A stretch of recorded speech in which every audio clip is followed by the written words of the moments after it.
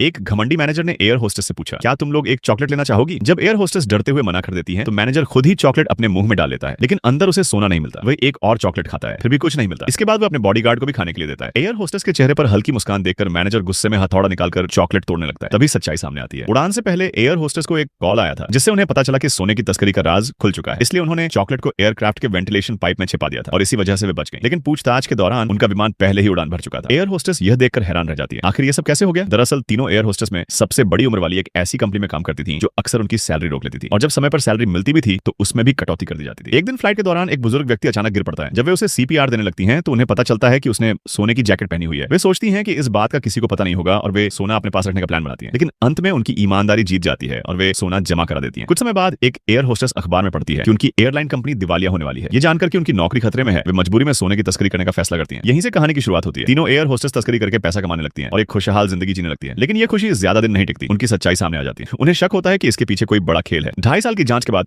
उन्हें पता चलता है कि उनके अपने बॉस ने ही उन्हें फंसाया था। उसका मकसद था सिक्योरिटी का ध्यान भटकाना, ताकि वह खुद अरबों का सोना ट्रांसफर कर सके। ये जानकर तीनों एयर होस्टेस अपने बॉस को ही बेनकाब करने का फैसला करती हैं। वे प्लान बनाती हैं और फ्लाइट में उसे नींद की दवा दे देती हैं। बॉस गहरी नींद में सो जाता है। जैसे ही विमान लैंड